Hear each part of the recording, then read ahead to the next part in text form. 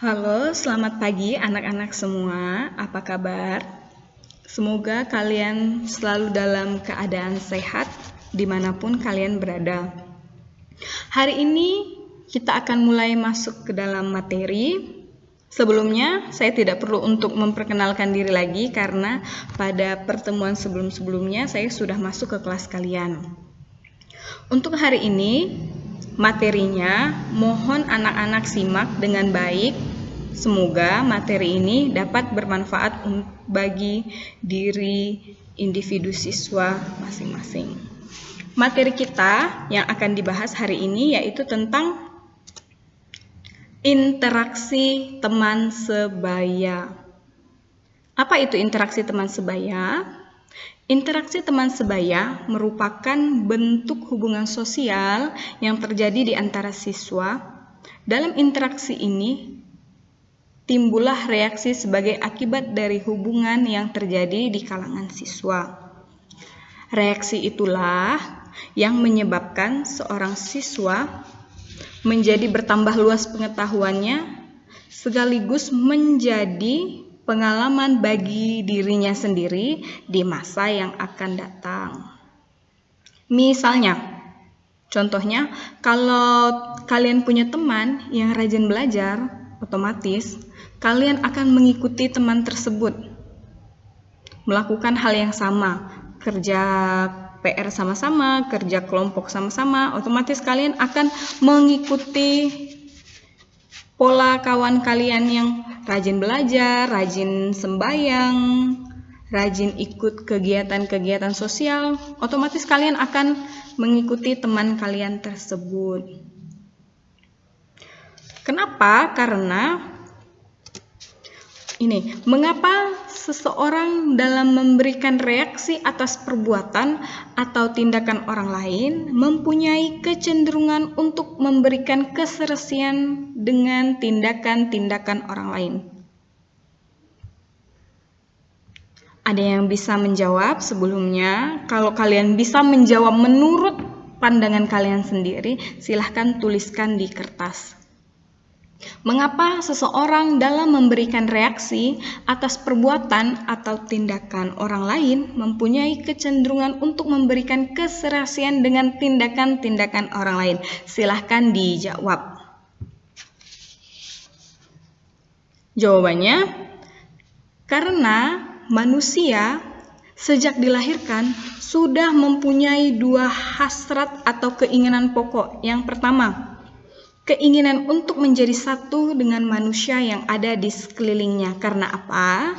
Manusia itu adalah makhluk sosial yang tidak bisa hidup hanya dengan dirinya sendiri. Dia membutuhkan orang lain untuk bersosial.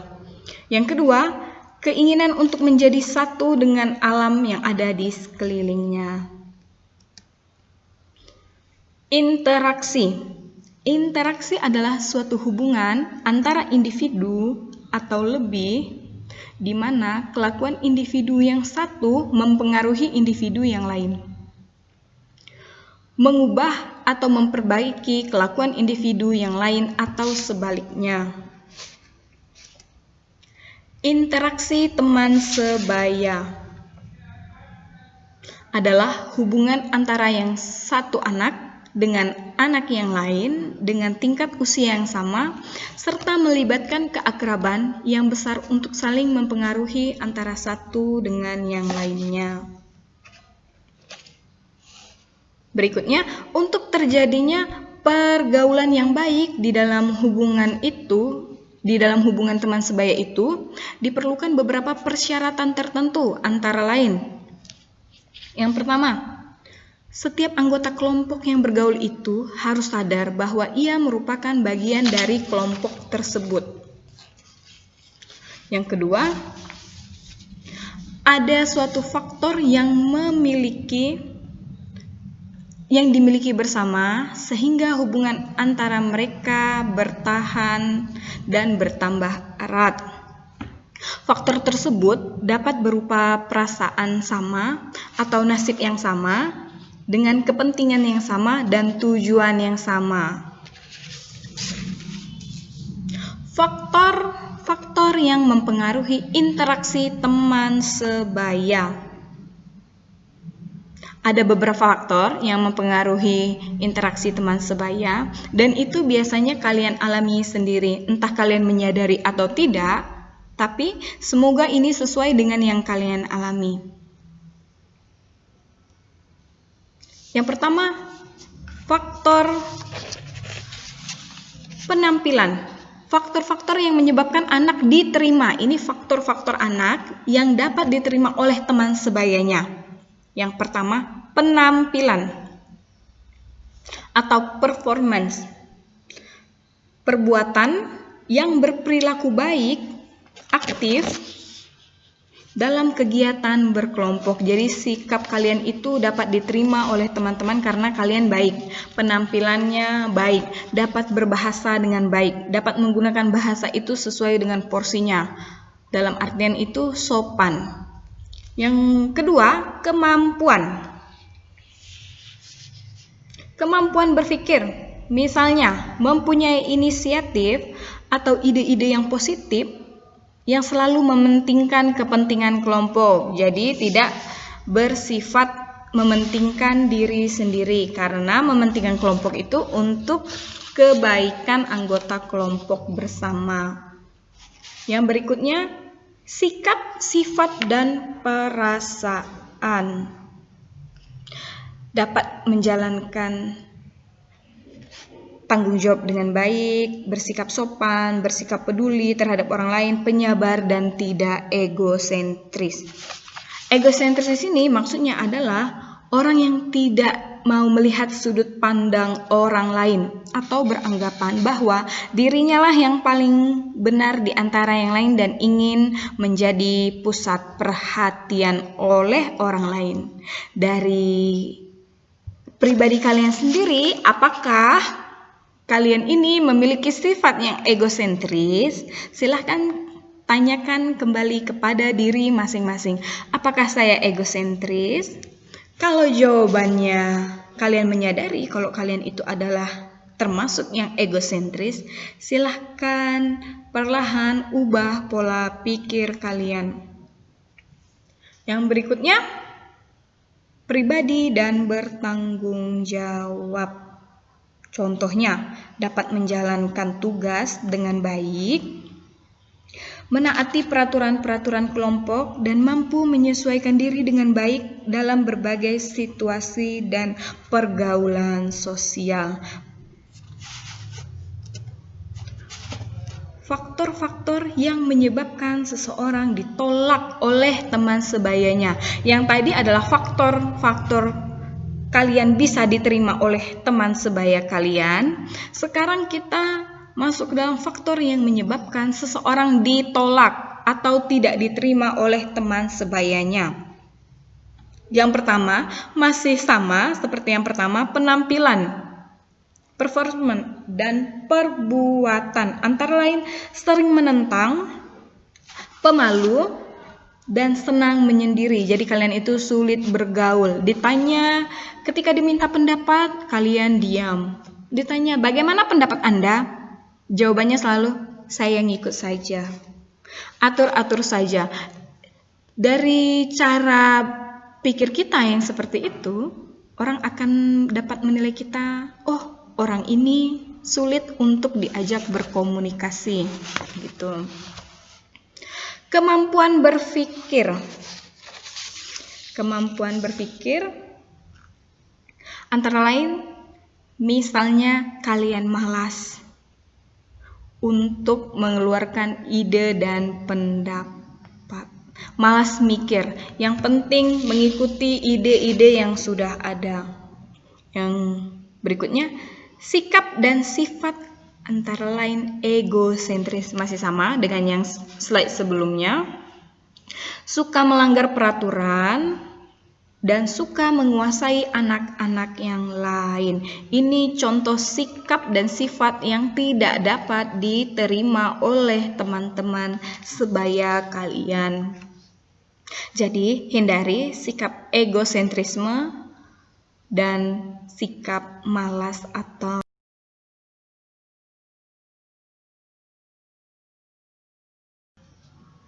Oke, berikutnya yang ketiga, fungsi interaksi teman sebaya.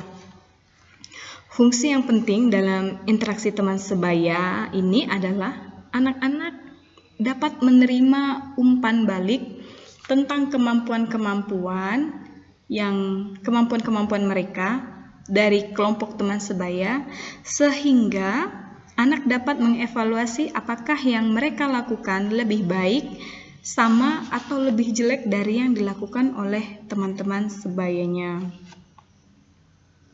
Karena biasanya anak-anak itu cenderung untuk mengikuti pendapat dari kelompoknya dan selalu menganggap bahwa kelompok itu selalu benar. Melalui hubungan teman sebaya, anak berpikir mandiri, mengambil keputusan sendiri, menerima bahkan menolak pandangan nilai yang berasal dari keluarga, dan mempelajari pola perilaku yang diterima di dalam kelompoknya. Latar belakang timbulnya kelompok teman sebaya. Individu hidup dalam 3 lingkungan, yaitu keluarga, sekolah, dan masyarakat. Anak akan tumbuh berinteraksi dalam 2 dunia sosial. 2 dunia tersebut yaitu, maksudnya di sini 2 dunia bukan dunia lain atau dunia gaib. Ini yang pertama, dunia orang dewasa. Misalnya orang tua, gurunya, dan tetangganya, lingkungan sosialnya. Yang kedua, dunia peer group-nya atau teman sebayanya, teman seusianya.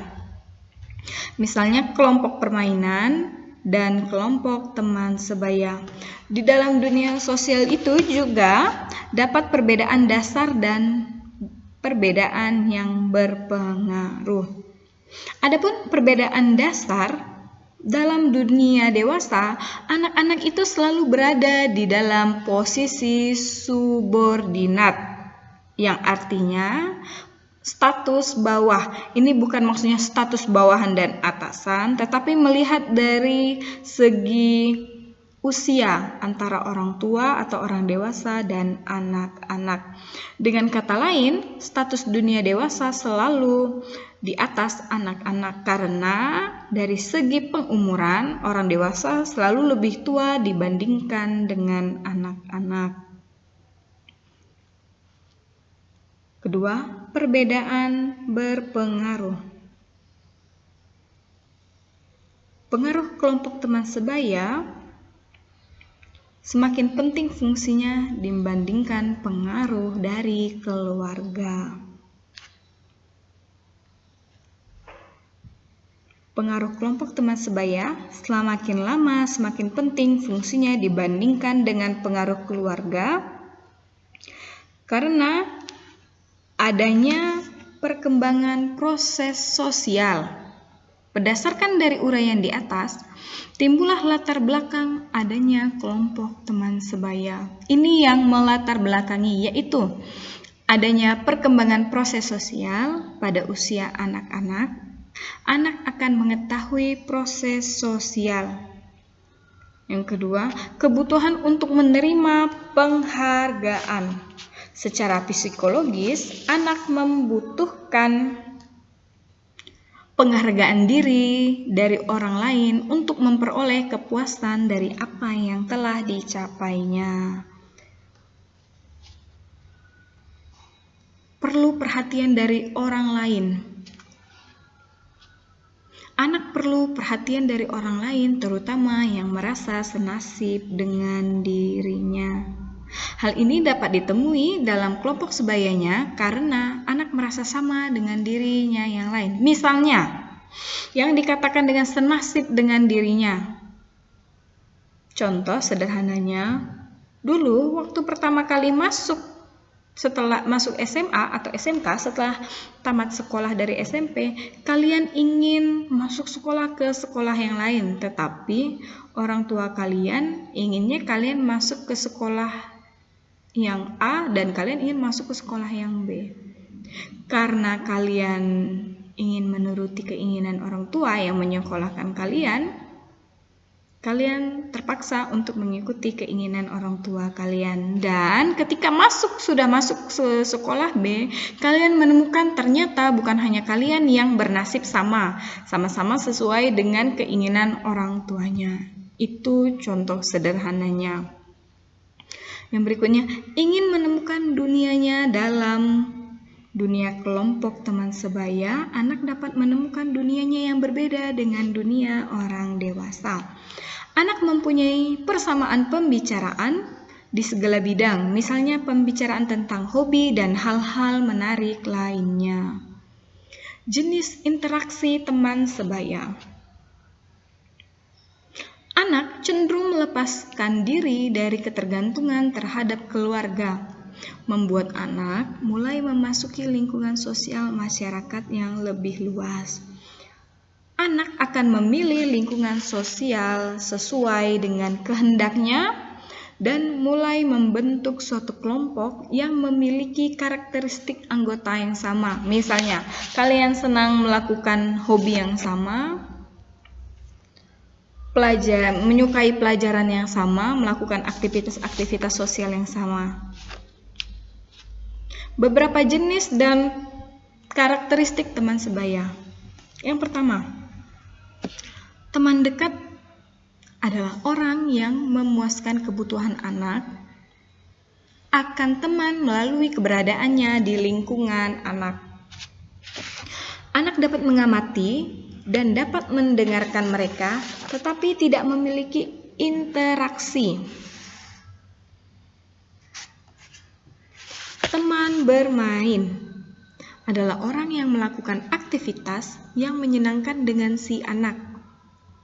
Yang ketiga, sahabat adalah orang yang dengannya anak tidak hanya dapat bermain, tetapi juga dapat berkomunikasi melalui perkataan ide dan percaya, permintaan nasihat dan karakteristik. Jadi, di antara kalian, silahkan tentukan, kalian itu jenis dan karakternya yang seperti apa? Apakah teman dekat, teman bermain, atau sahabat? Interaksi dengan teman sebaya merupakan permulaan hubungan persahabatan. Hubungan ini memiliki unsur positif, yaitu yang pertama, saling pengertian, saling membantu, saling percaya, dan saling menghargai dan menerima satu sama lain. Baiklah anak-anak, sekian dari materi yang bisa saya sampaikan hari ini. Semoga kalian dapat mendengarkan materi ini dengan baik dan dapat kalian terapkan dalam kehidupan sehari-hari kalian. Semoga bermanfaat. Sekian dan terima kasih.